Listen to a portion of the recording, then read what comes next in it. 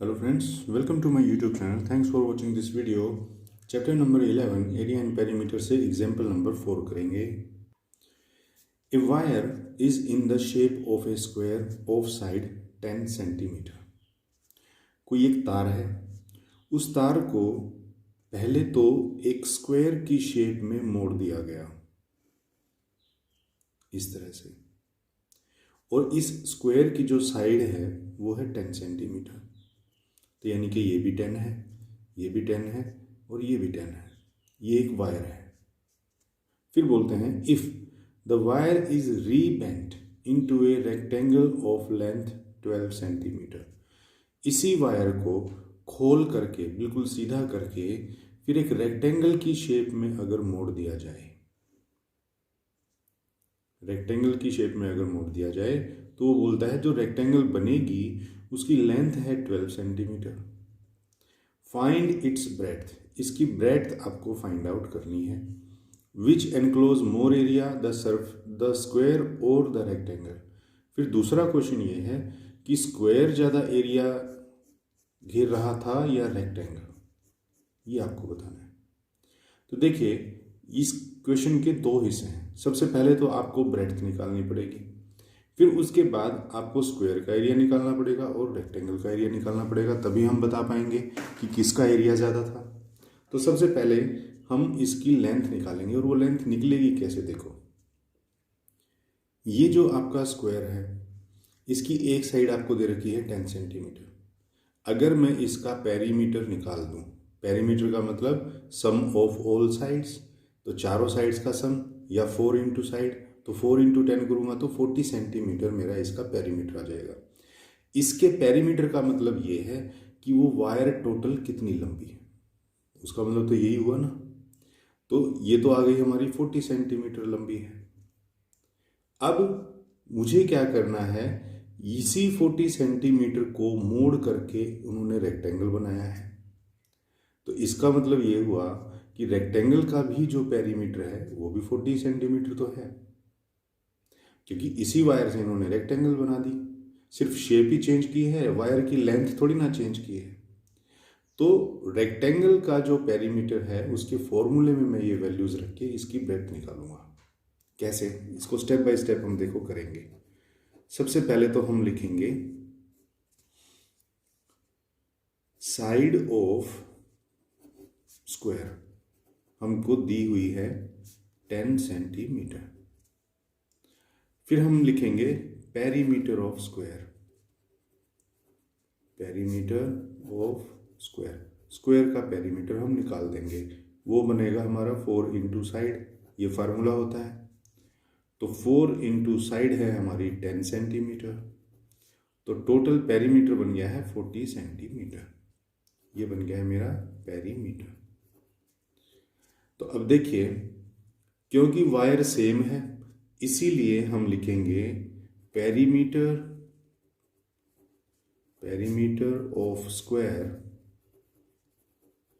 Is equal to perimeter of rectangle. क्योंकि उसी wire से रेक्टेंगल बनी है तो दोनों के पेरीमीटर तो सेम ही होंगे ना. पेरीमीटर होता क्या है, पेरीमीटर यही तो होता है कि जो भी बाउंड्री है वो टोटल उसकी लंबाई कितनी है. तो अब देखो पेरीमीटर ऑफ स्क्वायर तो हमने अभी निकाला है 40 सेंटीमीटर, तो मैं यहाँ 40 लिख सकता हूँ ना, इज इक्वल टू, और पेरीमीटर ऑफ रेक्टेंगल का फार्मूला क्या होता है, वो होता है 2 इंटू लेंथ प्लस ब्रेड्थ. तो अब देखो इसी इक्वेशन को हम सोल्व कर देंगे. ये हमारी एक इक्वेशन बन गई है, सिंपल इक्वेशन. देखो 40 यहाँ पहले से है, इज इक्वल टू 2, लेंथ हमको दी हुई है 12 प्लस ब्रेड्थ आपको एज इट इज रखनी है. अब देखिए 40 इज इक्वल टू 2 को इन सब के साथ मल्टीप्लाई करेंगे, तो देखो 2 इंटू 12 हो गया है 24 प्लस 2 इंटू बी हो गया है 2b. क्लियर. अब हम क्या करेंगे, अब हम ये करेंगे 40 यहाँ पहले से था, इस 24 को इधर हम ले आएंगे तो ये माइनस का हो जाएगा, is equal to 2b. 40 minus 24 होता है 16, इज इक्वल टू 2b. अब ये जो b मल्टीप्लाई हो रखा है 2 से, इस 2 को मैं इधर ट्रांसपोज कर दूंगा तो ये डिवीजन में आ जाएगा, तो ये हो जाएगा 16/2 इज इक्वल टू बी। तो 2 बन जाए 2 और 2 8 जार होता है 16। तो यानी ब्रेड्थ आपकी आ गई है यहाँ कितना, 8 सेंटीमीटर। रेक्टेंगल की जो ब्रेड्थ है वो आपकी 8 सेंटीमीटर आ गई। अगर आपको अपना आंसर क्रॉस चेक करना हो कि आपने ये ब्रेड्थ ठीक निकाली या नहीं, तो आप इस फार्मूले के अंदर लेंथ और ब्रेड्थ दोनों डाल करके देख लो। जब आप इसको सोल्व करोगे तो आंसर 40 ही आएगा, है ना। करके देख लो बेशक। 2 इंटू लेंथ है 12 और ब्रेड्थ है 8, तो 12 + 8 अंदर अंदर प्लस हो गए 20 बन जाएंगे, और 20 ये 2 से जब मल्टीप्लाई होगा तो 40 बन जाएगा, ठीक है। और 40 ही हमारी वायर की टोटल लेंथ है, तो इसका मतलब आपने ब्रेड्थ ठीक निकाली है। अब आ जाते हैं हम, ब्रेड्थ तो हमने निकाल दी, क्वेश्चन का फर्स्ट पार्ट सॉल्व हो गया। क्वेश्चन का सेकंड पार्ट हमसे पूछा हुआ है, which encloses more area, the square और द रेक्टेंगल। अब ये भी बताओ कि स्क्वायर ज़्यादा एरिया घेरता है या रेक्टेंगल।